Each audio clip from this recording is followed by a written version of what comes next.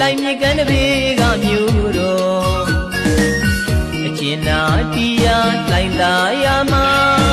သူနဲ့ကျွန်တော်စားတွေ့ခဲ့တာပါ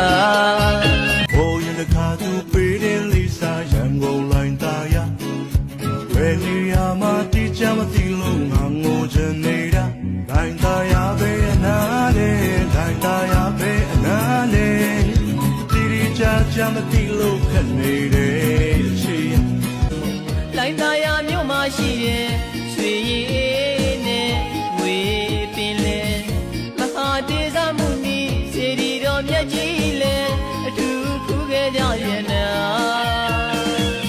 လိုင်းသားရစေယုံတွေမှာလုံးလုံးခုနေကလာသိလာတဲ့ဖြိုတွေကြမှာမိတယောက်ကိုသာရွေးချင်မိခင်တနေ့ကြတော့အိမ်ပြန်မှာလိုင်းသားရမှာသူနဲ့စတွေ့တာလိုက်တာရသူချောတဲ့သူပြိုင်ဆမ်းမမီအောင်လာတဲ့သူဖယ်ဒီကားလေးဖို့သူလျှောက်လို့လာလူတိုင်းငေးရောက်တကယ်သိလာတာလိုက်တာရသူချောတဲ့သူပြိုင်ဆမ်းမမီအောင်လာတဲ့သူဖယ်ဒီကားလေးဖို့သူလျှောက်လို့လာလူတိုင်းငေးရောက်တကယ်သိလာတာအထေကျုံသူပါအမူအရာကသူတကားငေးရောက်ယူပါလာတာစူပါမမပါ